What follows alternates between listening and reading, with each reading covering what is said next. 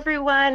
Welcome back to a great day. We started out this morning some really great presentations on the real-time IoT and AI/ML front. Now we're transitioning to the Esri presentation for the day.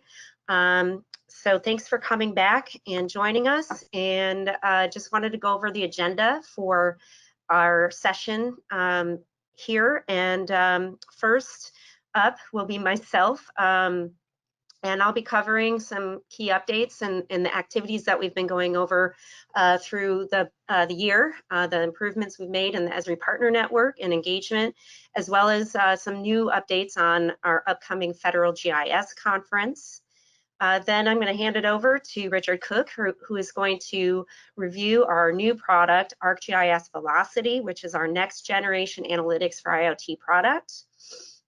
And then he's also going to give you an update on Imagery, including our N-Frames acquisition. And then we're going to switch over to another new product where we have Trevor Seaton, our product manager for ArcGIS Enterprise. He will be covering our Enterprise on Kubernetes product. So we're really excited about that. And then finally, we'll wrap things up with how to engage with our Esri Professional Services organization. And Jennifer Prather will be leading that presentation. So thanks again for joining us, and I'm just going to go right into the updates on EPN and FedGIS. So many of you partners out there know that we made some significant changes to the Esri Partner Network earlier this year, and some of you are still in process of migrating to our new partner model. And there have been a lot of different initiatives that we've introduced this year that have really been key to trying to drive more business with Esri and our partners, and also just make it easier doing business together. So I'm going to walk through some of those key areas. So as I mentioned, we have modified our Esri Partner Network. We've introduced a new tier at the bronze level, and we've also added a lot of partners to our network. So currently we're at about 2,700 partners. We'll probably be close to 3,000 by the time this time next year. This has represented about a 14% growth since 2018. And so with that change in the structure of the EPN, we have had a really good growth in the bronze program, which is really designed to introduce a lot of our partners to becoming partners with Esri. And then we also have increased the level of interaction and engagement with the silver level partners as well. So starting at the silver level and above now, we are doing more in terms of joint business planning for the coming year together. So that's another change that we really look forward to helping to support our partners, differentiate our go-to-market together so that we can grow our business. So finally, we have also increased our sales authorizations, and I'll talk a little bit about that in the next slide, or in another slide coming up. So Esri specialties are a really big key to differentiating your partnership with Esri along the lines of either specializing in certain products, such as indoors or online, or a utility network, or it may be a market or a capability. So for example, the federal small business specialty is for those partners who really engage in the federal space as a small business. But then recently we just introduced a new specialty earlier this year in cloud services. So you can see that's a fairly low number of partners who have obtained that specialty so far. It is pretty rigorous, but if you are a partner that's looking to market your services in that area, I really recommend taking a look at that specialty as well as all of the other ones. You will hear from some of our cloud services specialty partners later on this afternoon in one of our tracks. And then, as I mentioned, new sales authorizations. So Esri has really focused on driving new business models with our partner user types and other types of business models in order to jointly deliver our solutions and software together. So this is whereby a partner would bundle their services or software with Esri software, and they get a sales authorization in order to deliver that as a package to an end customer. So you can see here there's a growing number of applications for sales authorizations. It's definitely a way that we can uniquely go to market together as partners, and I highly recommend, if you haven't looked at that, to think about that in terms of your business models working with Esri. And then we also introduced earlier this year a new partner community. This replaces the old partner portal, and it includes a number of tools and features that are really helping us do business more efficiently with our partners, including automated renewals, which will be coming fairly soon, as well as business planning as well is going to be coming. And there's just a lot of content and information and partner policies and all sorts of things, resources that you can access through the partner community. And this is where you can also engage as well. This is going to continue to be, we're going to continue to add new features to this as we go along into next year. Also, we introduced a updated marketplace where partners can list their offerings that are available that work with Esri's platform. And again, we've definitely improved the user experience on that side, new reporting for partners and other analytics that you can use to increase your presence and searchability of your solution on the marketplace.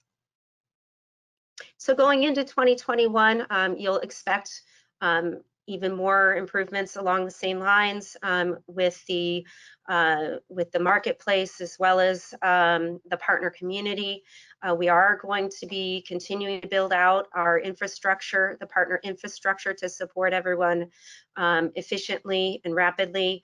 And so, you know, this is really, again, to help us really focus our time and efforts with partners on, you know, the key area, which is to grow our business together. So that's really going to be the focus of next year as well. So now I just wanted to give you a little snapshot as to what to expect for Federal GIS Conference. So as many of you may have suspected, this is going to be an all virtual event this coming February 22nd through the 24th. And right now, the high level agenda is, you know, we will have 3 full days. And the first day being really more of a welcome and networking with the exhibitors and for a chance for people to get really acclimated to the platform that they will be using over the next couple of days for attending the various sessions and also engaging with our partner exhibitors.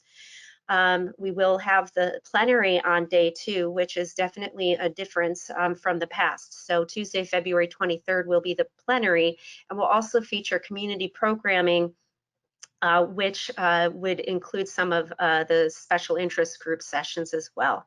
And then we will also continue with keynote and technology sessions on Wednesday, the 24th. Some changes, key changes are there will be no DC Dev Summit. But we are planning a Dev Summit in the spring, and that will also be virtual as well. I don't have the specific date for that yet, but it should be sometime in March. And then just some key dates to be aware of here is that we have The sales for the exhibits and sponsor packages will happen on November 17th, and there should be an email coming out soon to introduce you to that, and you will need to commit to that by December 16th in order to secure your spot. And then finally, I mentioned the Dev Summit that we will have virtually sometime in March. And then also we will be having the EPC virtually as well. And this is targeted right now for the week of March 15th. So there will be save the dates coming out soon, but I just wanted to give you that sneak preview. And if you do have any questions about exhibiting, you can definitely contact Bridget Reynolds at the email below. All right, so with that, I am going to hand it over to Richard Cook, who will talk about Velocity, ArcGIS Velocity, and the imagery update. Richard? Thanks, Heather, and good afternoon, everybody. I want to take a few minutes to talk to you about ArcGIS Velocity. I would characterize it as the next generation of analytics for IoT. If we want to go ahead and go on to the next slide, Heather, since you're driving. A couple of reasons for the renaming of the product. We saw, we saw really that we were getting into more real-time data feeds rather than just IoT feeds. We saw the kinds of data sources that people were wanting to bring into this type of a product were expanding. The velocity of these mission-critical real-time data applications was increasing. We also saw the need to enhance the product by giving it the capability to store data and then perform analytics against that stored data, but also to allow you to attach to other external data stores to bring a priori information or other types of data in with these stored data feeds to create advanced big data analytics. The application areas really have exploded for this, and a lot of times when we think about it strictly in the context of IoT, we think about things like SCADA networks or connected infrastructure in smart cities. But it's really expanding out as we have connected cars that are feeding data in, as we have assets that are being automatically identified out of imagery and then tagged and communicating their condition and their location on a regular and ongoing basis. Personnel tracking for the purpose of optimizing routing or optimizing workforce deployment are all things that have really just taken off in the last few years. And ArcGIS Velocity as a rename is the recognition of the diversification of the types of real-time data feeds that we'll be consuming, and not just what we think of when we think of as networks of IoT connected devices. Next slide.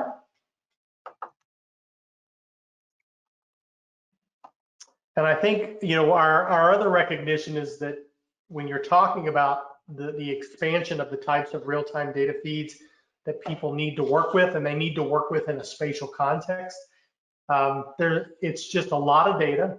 It's coming at you very fast. It's complex data, and it's very noisy. And so the system really has to address all of these problems or all of these challenges. Next slide. So with Velocity, we really focused on kind of a core mission of managing and analyzing high volume and velocity data in support of mission critical applications, with the key distinction being in a spatial context. And the system breaks down into 4 key capabilities. It's the ability to ingest a massive amount of feeds to allow for very high velocity flow through of data feeds into the system. And then advanced tools to analyze that data in real time, but as you'll see later, also to do sort of forensic analytics on that data. The ability to create real-time and active alerts. So as you're performing these analytics in real time on this data as it comes in, being able to set up triggers, event triggers that allow you to alert users to take action. and adapt. And to do that through dashboards, mobile apps, whatever client technology suits the customer's needs. Next slide. So when we talk about velocity, again, we're moving from the term IoT to real-time and big data capabilities. And it's all built into our ArcGIS cloud, our ArcGIS online infrastructure.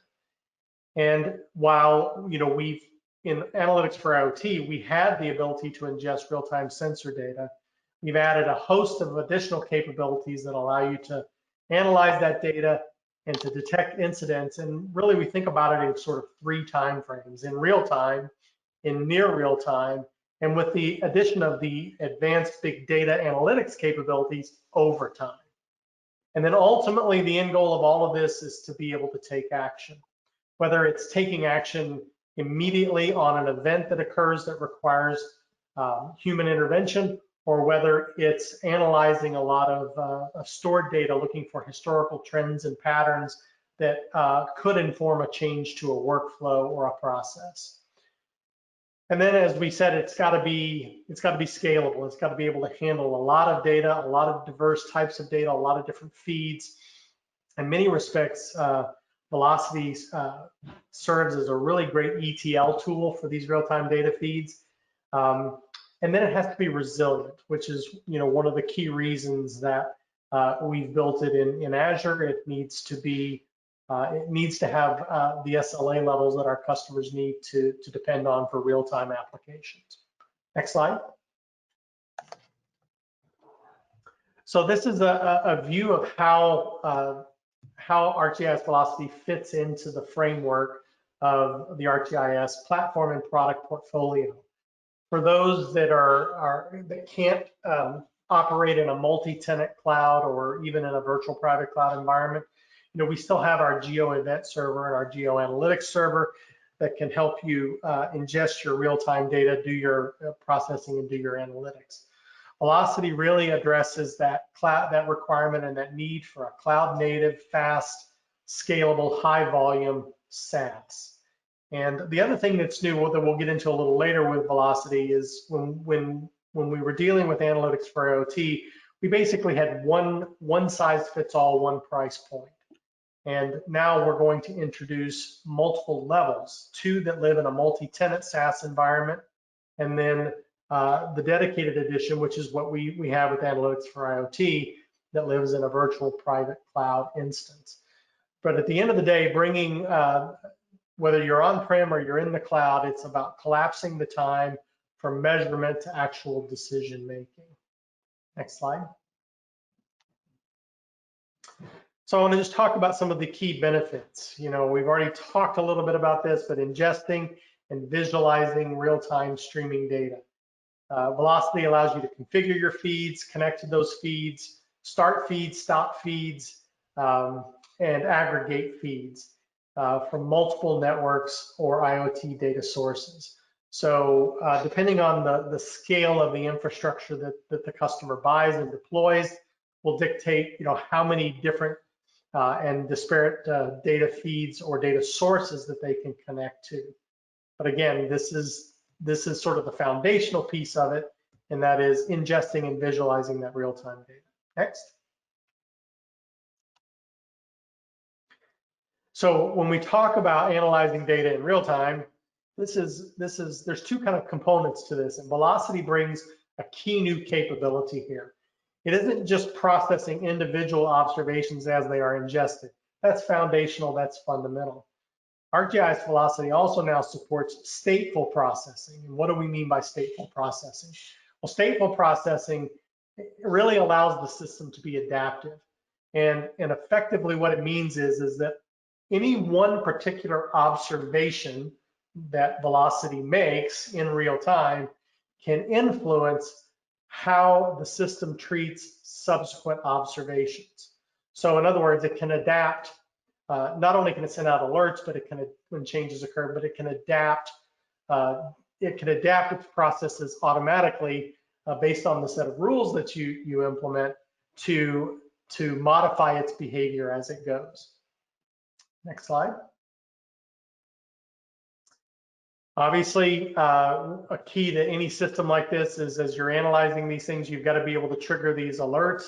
They've got to be accurate. They've got to be timely. They can be alerts that you send to a mobile device, or it can be just an automated alert that actuates actuates a device to behave in a certain way under specific conditions. Next slide. And this is where Velocity has really kind of gone to that next level, bringing in big data analytics. It isn't just the ability to analyze data in real time as it's flowing through the system. It's also the ability to store that data, perform big data analytics either in batch or scheduled on that data to gain insights and extract patterns out of those data stores and inform changes to your process or your procedures as you go. And then, as I mentioned, a feed can also be an external data store. It doesn't even necessarily have to be a store of data that you have recorded off of an analytical or off a real-time device. It can be another set of data that you have in one of your other existing data stores that is relevant to the data you're bringing in off your feed, and you can attach to that data store. You can join those data sets and perform advanced big data spatial analytics against those joined data sets. Next. And then one of the stalwart strengths of ArcGIS always has been its wide array of client technologies that allow you to share the information that you're gleaning from your analytics on your data feeds to like an operations center through dashboards or through alerts through the mobile apps like we showed before, or through other story maps or other web apps that you might want to create. And it's really just about opening up and democratizing access to the underlying data. Next slide. License levels really kind of break down into the following functional comparisons. So as I mentioned, we have two multi-tenant levels of ArcGIS Velocity now: a standard level, an advanced level, and a dedicated level. That dedicated level is in a virtual private cloud instance.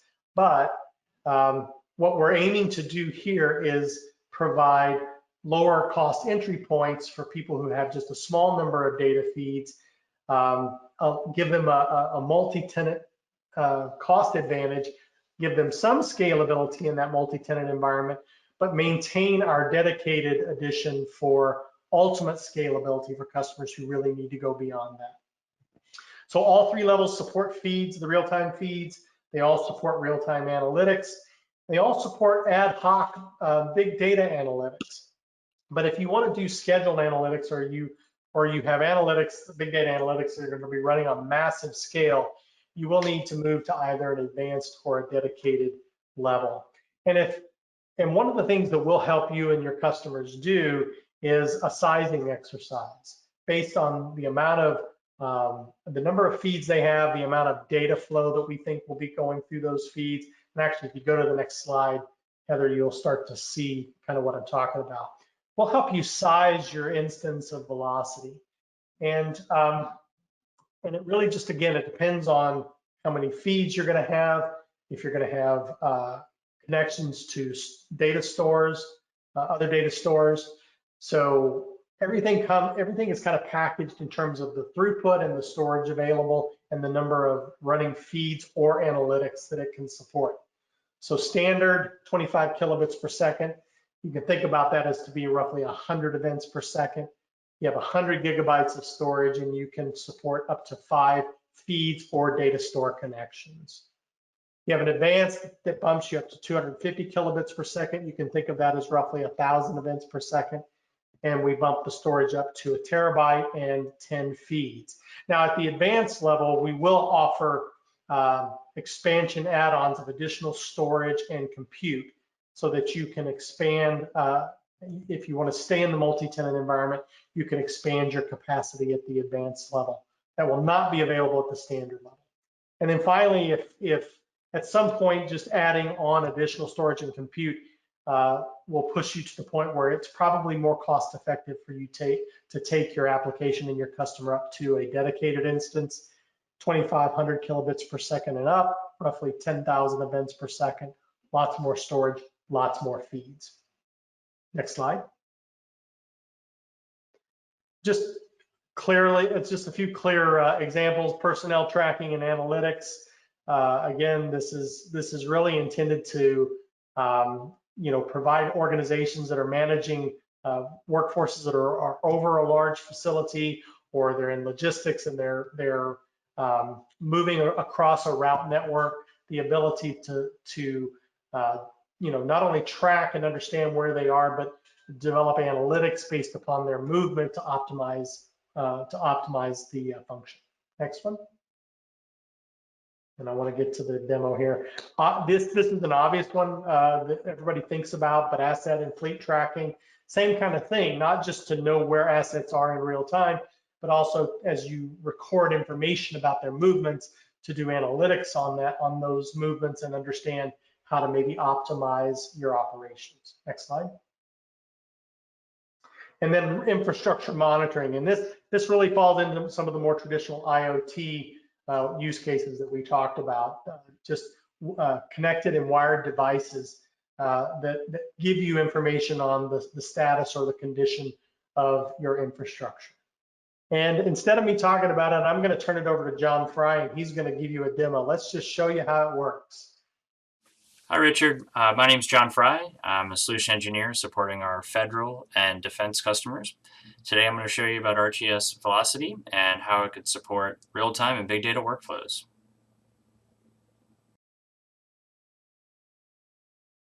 Arcgis Velocity is a real-time big data software as a service offering for ArcGIS, allowing you to easily connect to real-time feeds and run big data analytics on your data. This capability makes it easy for organizations to use real-time and big data processing frameworks without the hassle of having to stand the environments up on their own. The key capabilities for Arcgis Velocity are connecting to feeds, running real-time analytics, and running big data analytics. And let's take a look at these functions. A feed is a real-time stream of data coming into Arcgis Velocity. Feeds typically connect to external sources of observational data, such as IoT platforms, message brokers, or third-party apps.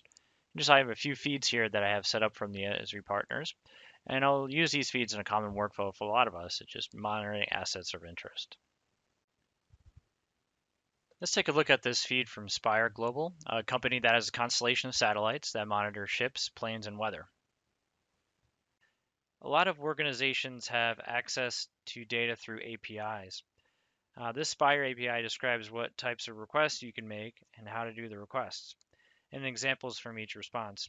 Here I'm specifying a URL to request the ship positions.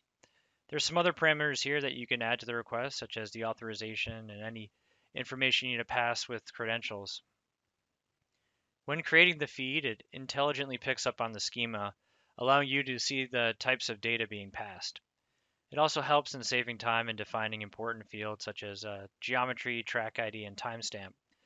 Next, the user sets the polling interval and how often Velocity should request the data. So we'll go ahead and save the feed here, and then when it's complete, we can see the features in the map. There's no need to configure an output. We get an immediate understanding of our data as it's coming in. Here we are seeing terrestrial AIS hits from Spire. So let's switch over to kind of a real-time workflow. Organizations need to be kept up to date on situation awareness surrounding assets of interest. In this example, we'll look at this ArcGIS dashboard and the location of some U.S. Coast Guard assets and how we can use some real-time analytics to get an understanding of these positions. Real-time analytics are used for processes such as transforming data, geofencing, geotagging, and incident detections.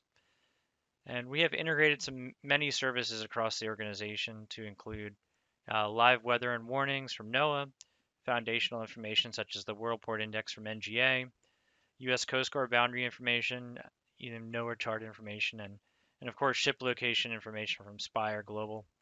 One capability of real-time analytics is transforming a feed to store massive amounts of historic data. This hexagon layer here describes ship positions over the last week. And with pulling the AIS data from Spire, there's a lot of ships reporting, so the data mounts pretty quickly. There's about 75 million in a week in this layer. This layer provides information on the count of vessels at each location, so places like ports show up in bright red. And then as we zoom in, the on-the-fly binning process updates, so we get the locations of the highest number in the ships in this view. And when we zoom in further, we get the actual ship positions. And here we can see the routes they're taking off the coast in California. And this gives us an understanding of normal shipping behavior or a pattern of life for these vessels over time.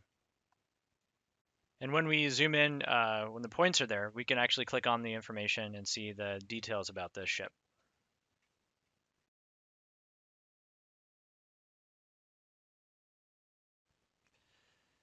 Another capability of real-time analytics is running processes such as geofencing or geotagging. In this feed, we see the current location of the Coast Guard national security cutters and some other large vessels and see how far they are from their home port, as well as what district they're located in. And we're using a real-time analytic to do this, to get their locations from Spire and then run geofencing to get the Coast Guard district, and then furthermore calculating the distance from the asset to its home port. And this information is displayed here in the list widget. When we interact with the list widget, we get taken to where the location's at. So we can see how far it is from its home port. This vessel is about 15 nautical miles from its home port. So just to recap, in this portion, we showed real-time analytics outputs, including the on-the-fly binning capability, which showed lots of data. And we showed how we can run geotagging and distance operations on asset feed information. So let's switch over to look at the big data analytics. Big data analytics are typically run for getting summary observations and performing pattern analysis and assessing trends. In this section, we'll look at how we can use big data analytics to process some of our feed data to help understand a problem of the U.S. Coast Guard, such as identifying those engaged in illegal fishing. Illegal fishing activity may include the process of transshipping, which is where one vessel moves very close to another vessel and there is a transfer of goods between the vessels. We can use some big data analytics to understand some more of the kinematics of the fishing fleet and understand what vessels may be acting as those conducting transshipments. This is the workflow view and is where a user defines a process to run, either a one-time process or repeating at certain intervals. So in this workflow, the Spire weekly data set is pulled. That's the one with a lot of the data. And a few different processes are run, such as we're calculating journeys. So those are kind of the tracks of the vessels. Dwell locations where vessels may have stopped for a period of time. A cluster operation to find out where clusters of ships are meeting together.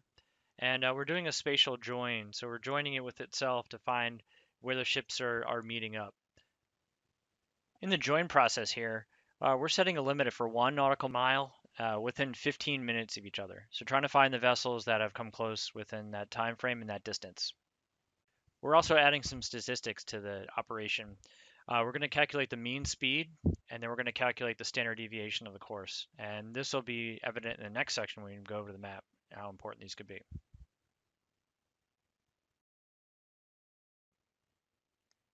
Global Fishing Watch has defined these areas as areas of clustering of transshipping. Now let's zoom into this area near Japan. We can see from the binning service in this cluster analysis that there are significant clusters here. Turning on another output, the output from the join process, we can see the events of when 2 ships were within 1 nautical mile in 15 minutes. And also we see the vessels that have dwelled the longest. Of the dwell locations analytic, the ones that have dwelled the longest are the ones that are indicated in red. These could indicate refrigerated vessels or vessels that are receiving the illicit catch of fish. Let's take a look at another big data analytic, the Create Journeys analytic, where we create tracks on the vessel's position information and then run some statistics like average speed, core standard deviation. We can see vessels that are going fast from point to point, such as cargo vessels, as indicated by the blue, which means high speed and low course deviation. The orange indicates vessels that are actively fishing, such as those with high course deviation and low speeds. And then we did these big data analytics off of ship AIS data, but sometimes ships turn off their AIS and do not broadcast their positions. And we can use another partner's data to help fill in the gaps of the ship activity. Hawkeye 360 are a satellite company who focuses on getting radio frequency signature. A big data analytic which joins the journey's outputs with a Hawkeye 360 layer can give us some vessels that weren't seen in AIS, but have their ship tracks and time bounds over RF hits. So here are some ship journeys captured from AIS that correspond with RF hits. And when we turn on the corresponding ship position reports, we could correlate a ship to emitting in the RF signature. Here's a ship which turned off AIS for about 12 hours and then turned it back on about 6 hours later after this RF hit. The RF hit is indicated by the yellow ellipse. And here we can look at the timestamp of the position of the ship. Click on the timestamp of the RF hit, understand it's about 12 hours later, and then about 6 hours after that. So the boat was going slow and sped up and transmitted a location about 6 hours later. This pattern of behavior from this vessel is of interest, so navies or coast guards would mark this as a ship to watch in the future, one that possibly is conducting illegal fishing and transshipping.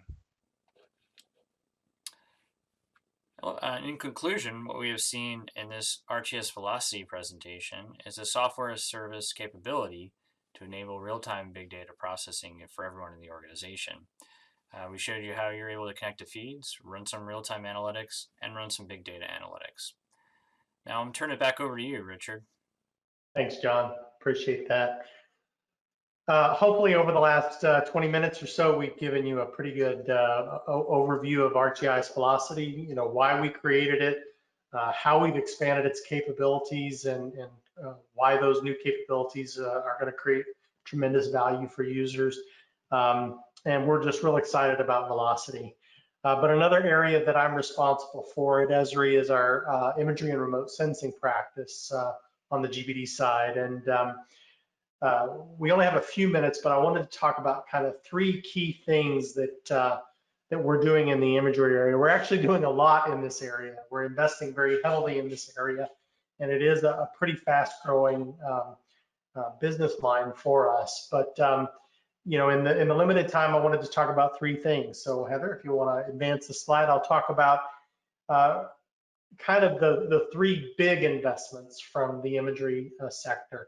The first is a SiteScan for ArcGIS, and this is a combination of a technology we acquired about a year ago, as well as some in-house technology that we already had around drone to map to create a scalable SaaS end-to-end drone platform that's integrated into ArcGIS.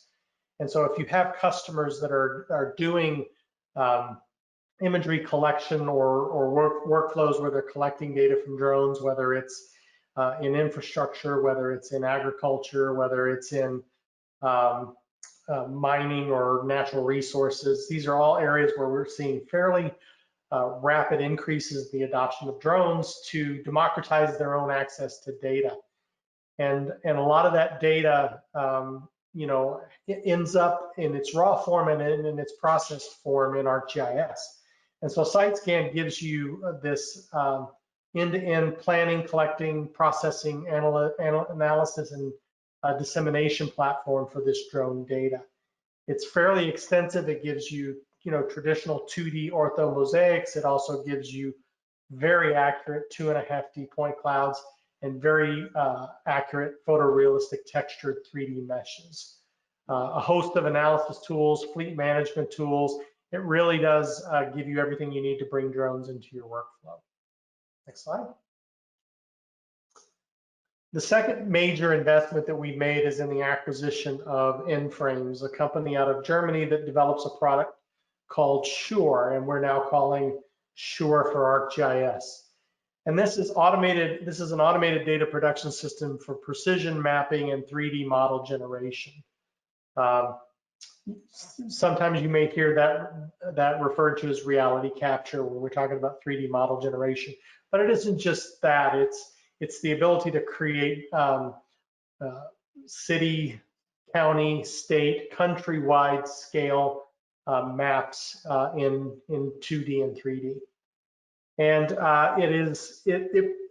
it's also a cloud-based or cluster-based architecture, so it scales.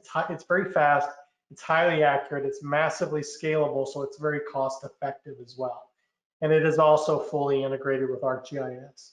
So if you have customers or applications where you want to do reality capture, so facilities management, for example, or if you're helping customers in the ag space who are flying their fields and gathering imagery to do analytics on their field, to do yield predictions, crop stress analysis, things like that.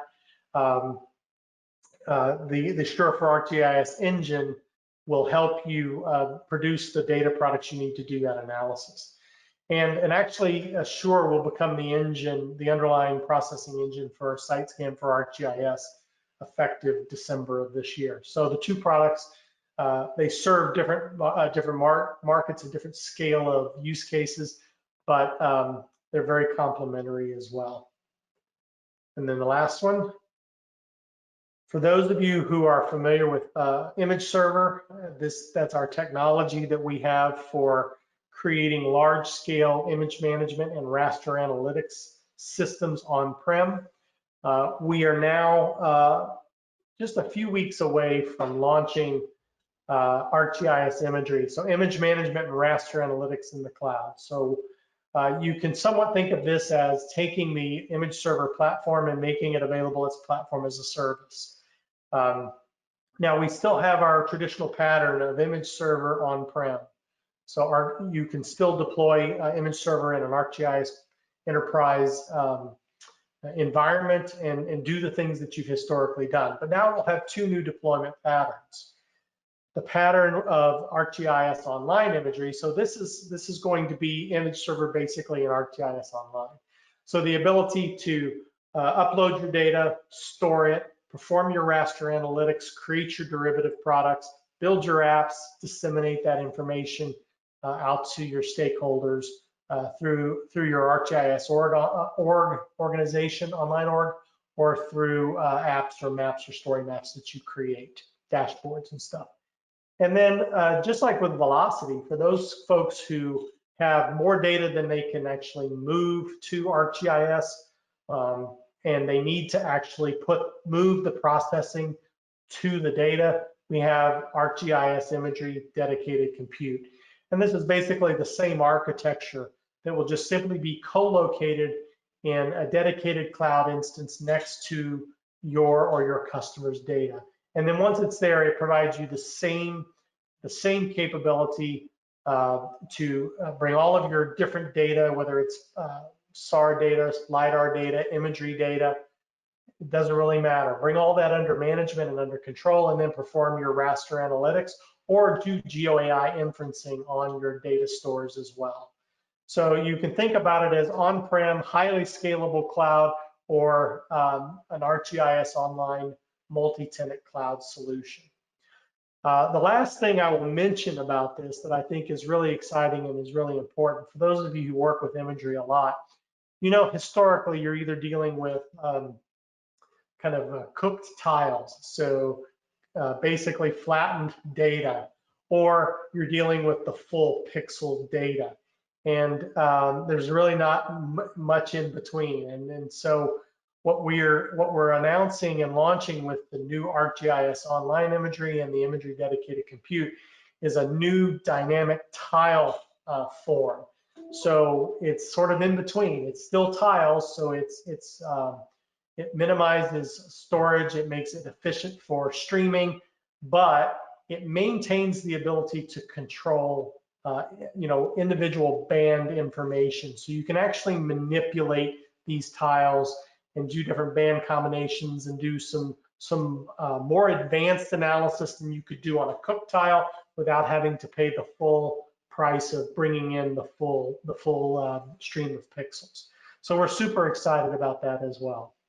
So that's really my update. If you're interested in more information in depth on what we're doing in the imagery space, we're happy to talk to you and share a broader roadmap. Heather, that's all I've got today. Thank you. Great. Thank you so much, Richard and John. That was excellent. So we're going to move on to Trevor Seaton, who is going to share with us ArcGIS Enterprise on Kubernetes. Trevor? Thank you. Good afternoon. I'm Trevor Seaton on the ArcGIS Enterprise product team. Thanks for the opportunity to talk with you today about a key cloud native project at Esri, which is to build a new deployment option for ArcGIS Enterprise based on Kubernetes. I'll also offer a few thoughts on considering if this technology is right for you. Next slide, please.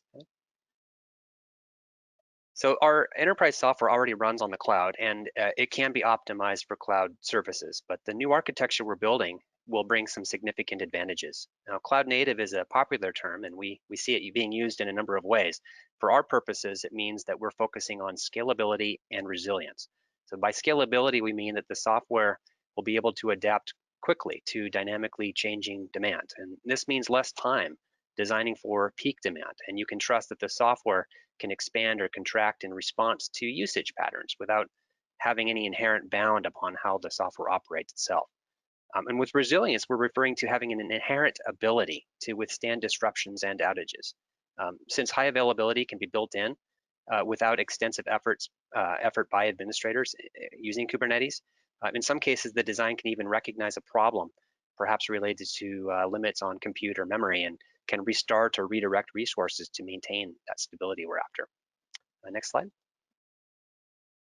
Now, for years, organizations with unpredictable usage patterns or with high availability requirements have needed a way to build dynamic applications, but that also do not add undue complexity to the job of the administrator. Esri partners and customers are no different from that. And rather than merely rewriting portions of our enterprise software, here we're actually re-architecting it from the ground up. It's a deliberate redesign effort. Now, shown on the screen are a few key concepts that are being used when in general you're building cloud native software. We're applying this approach with our project as well. It's the idea of breaking large software applications into smaller pieces or microservices that are decoupled and granular and can be managed directly. Then you deliver those microservices via containers, which help guarantee consistency. They contain all of the necessary supporting libraries to run the software, and that can dramatically simplify the act of managing those microservices together. And then finally, Kubernetes itself helps us deploy that software, network the containers together, and manage those resources.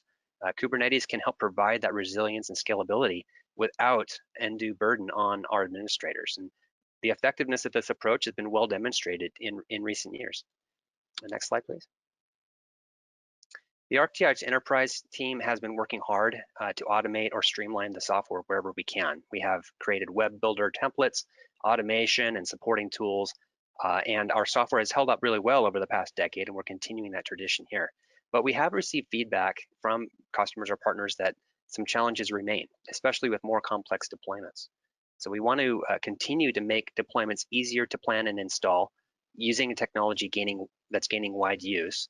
We want to minimize the time required for updates and upgrades, maybe even decrease or eliminate downtime, and make upgrades less dependent on having manual steps and checklists. And I mentioned scalability earlier, but we do want to reduce the time and effort needed to plan for a highly available environment or solution. And we want to reduce the need to design for maximum usage. So in some cases, designing for max usage means you have excess resources being left to idle much of the time. So there's an opportunity here for increasing the cost efficiency of operating ArcGIS Enterprise. Next slide, please. So at the same time as we mitigate those challenges, there are some related benefits we're after here. Having a large community of developers with open source standards, it creates the freedom to choose some tools that you can use to manage your environment, and you can count on having a robust community of support. We continue to see huge growth in the industry here. Many software developers are building tools against these shared standards. Our customers want updates and upgrades to feel predictable. We want to know how long we can expect to feel the impact of an update or an upgrade. So this new deployment option will enable us to deliver enterprise software in smaller pieces, help us target areas that need to be changed, and avoid areas that don't. And it will help us further automate the update process itself. And then finally, as an administrator, seeing what's happening within the system is obviously important for administrators. They need to see what's happening at a granular level, how the system's allocating resources, and they want to be aware of potential issues before they happen. We're confident that this architecture is going to help optimize this experience. Next slide, please. So this is what we're actually building in an illustrative sense. The components you see in the base deployment here, plus some necessary other services, are being broken into smaller microservices that we will deliver via containers and orchestrated by Kubernetes, and ultimately still be running on environments that our customers and partners manage directly. We're also rebuilding the core framework that wires together all of those services. And because containers are immutable, that means that they have the necessary dependencies built in, and you can trust that. You no longer have to worry about incompatibilities or missing libraries and dependencies to the degree that you might have before. And as an administrator, you no longer have to install and connect together these components. So much of the work would be done within this new architecture here. Next slide, please. So who benefits from this? Well, this new deployment option is really targeted towards administrative staff and people who manage the infrastructure. The architecture should make it easier to plan a deployment and also account for organizations where IT and GIS departments don't necessarily all sit together and collaborate in real time. This architecture enables that kind of structure. And it's really important to call out, we're not introducing any new GIS functionality here beyond what a user would typically have with their Windows or Linux deployments. And in fact, GIS users shouldn't necessarily even know or care which operating system is being used under the hood here. So some key use cases here might be that I now get a single installer to deploy and upgrade ArcGIS Enterprise. I have fewer checklists or moving parts. I can deal with service failures directly without having to troubleshoot or even potentially replace physical or virtual servers. And I now have the ability to handle seasonal or unexpected demand increases, and I can do that quickly by expanding the size of my Kubernetes cluster and then knowing that the enterprise software can be quickly adapted to that increased capacity. Ultimately, I can now focus on the people side of a change if I'm running an upgrade, rather than have to focus a lot on the technical or system details. Next slide, please. I kind of alluded to this earlier, but it's a very key point that we're building a new additional deployment option for ArcGIS Enterprise here.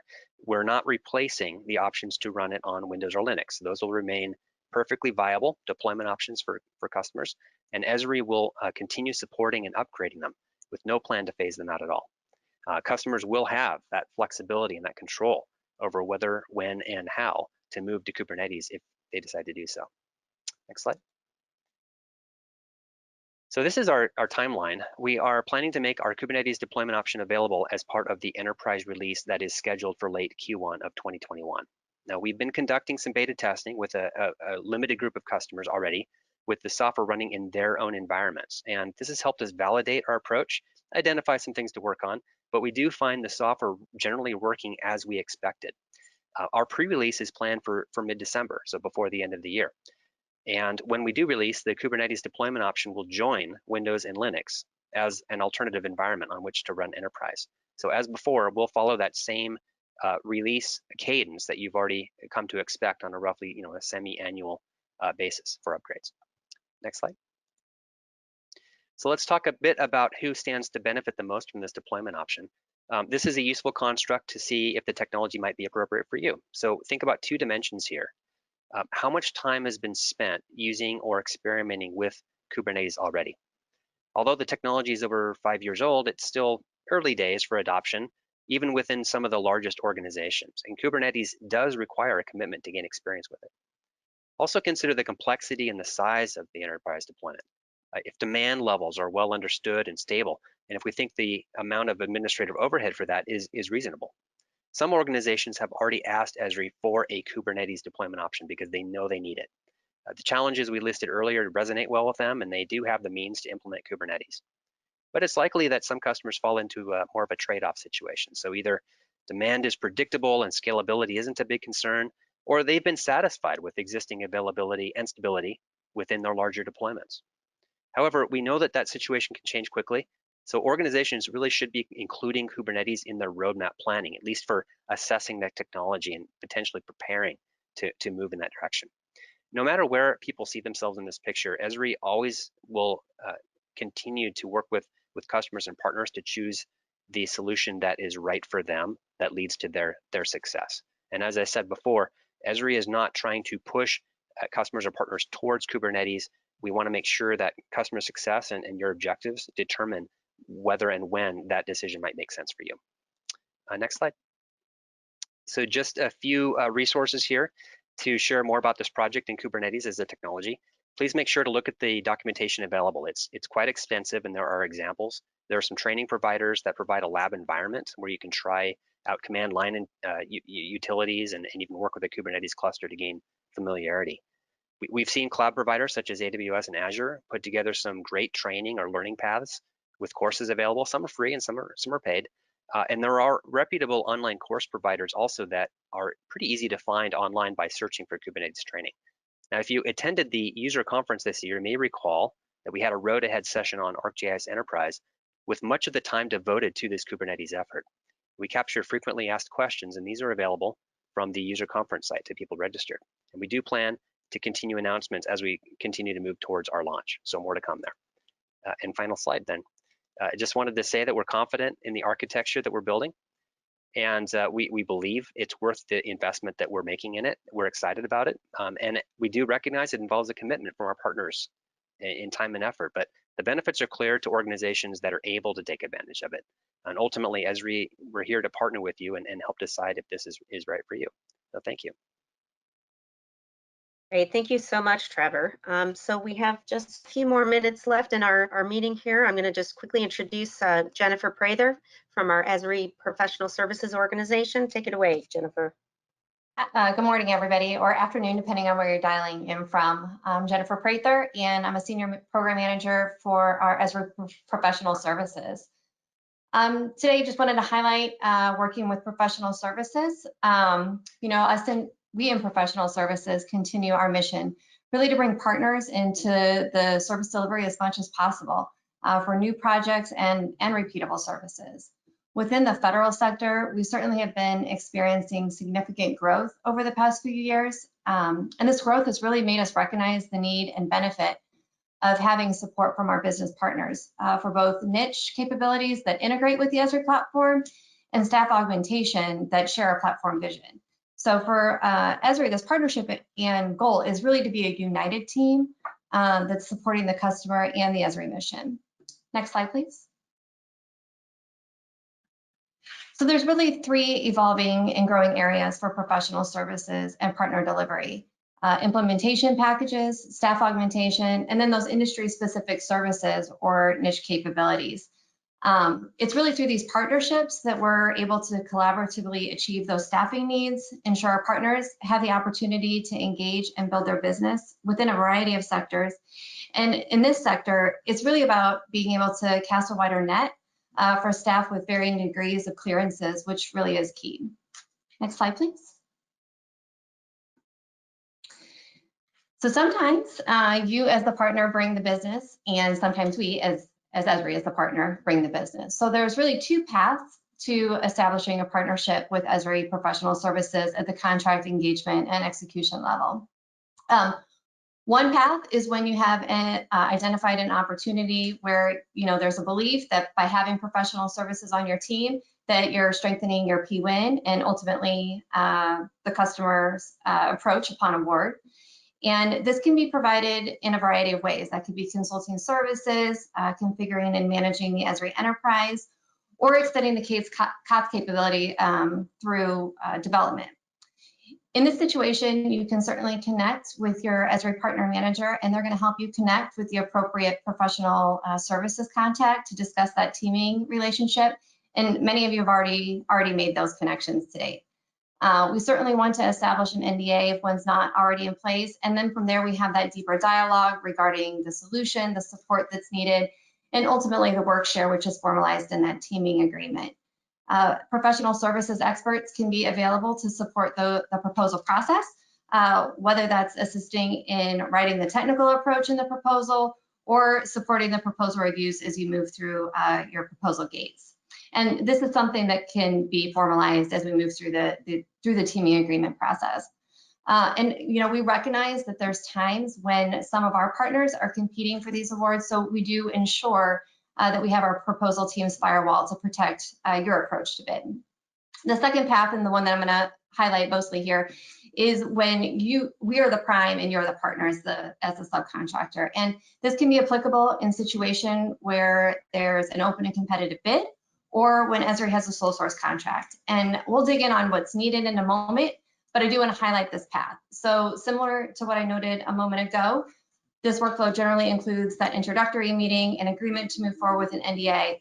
And once that's been established, that's when we formalize it through an MSA package. And once that's been completed, the idea here is that there's a frequent release of RFPs at the task order level, which are really dependent on our staffing needs. And usually that requires a resume to be submitted. And if your team member is selected, we do a brief 30-minute overview just to validate the best fit and go from there, from aligning them with a particular project or effort. We do really try to have our period of performance be no less than 12 months. And really it's about the desire to have an ongoing partnership as programs grow and new opportunities come online. So it's really a win-win for both you as the partner and us as Esri. Next slide, please. So currently within this sector, the federal sector, there's been a heavy focus on embedding subject matter experts in the customer footprint. It's really about that mission support to empower the utilization of the Esri platform. So it's consulting services that are focused on modernizing analysis and production workflows, assisting with that data governance and discovery best practices as we have this overabundance of data. There's also a need for developer support for extending the COTS widgets to support these customized workflows. So configurable application, big data analytics, real-time alerting, advanced visualization. There's no shortage of a need for system engineers that can support scalable infrastructure, cloud migration, and then certainly in this space, that security accreditation and remediation support is key. It's, from a roles and responsibilities perspective, we're really focused on those platform configuration engineers, geospatial analysts, system engineers, developers, imagery experts, and even test support. So if there's really a need for all facets of capabilities. And then, there is a significant need for our partners who have team members who are cleared at the TS level, certainly SCI eligible from the start. And there's an ever increasing need for support at the secret level with a lot of our defense opportunities. It really has been beneficial to have Esri business teams and the partner teams be co-located at the customer location or at one of our Esri facilities. For us, it's really about that one team approach, especially with implementing an agile methodology for many of our professional service efforts. Next slide, please. We do encourage you to continue to identify gaps in industry, both with services and solutions, and look to partner with us, build those strong relationships with your Esri account team and with the services team. We want to continue, we encourage you to continue to participate in our events, our technical workshops, our early adopter programs, and really do consider those technical certifications that really support your go-to market strategy. There really is more than enough opportunity for these trusted partnerships, and we do look forward to working together. Thanks for your time today, and be sure to reach out if you have any questions. Over to you, Heather. Thank you so much, Jen. Really appreciate that. And if anybody is interested in working with professional services, you can feel free to send me a note, and I'll get you in touch with the right folks on that side.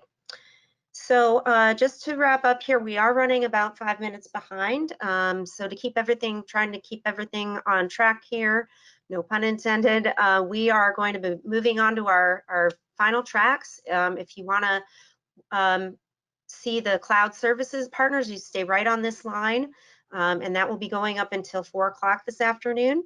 And then if you are interested in attending any of the content track from 1:30 to 3, or the ArcGIS Pro add-ins and analysis from 3:15 to 4, you will want to switch over to the Zoom link that's provided here. If you need access to the detailed agendas for each of the tracks, you can go to the link below. So with that, thank you all for attending the Esri presentation, and we will resume with the cloud services track right now.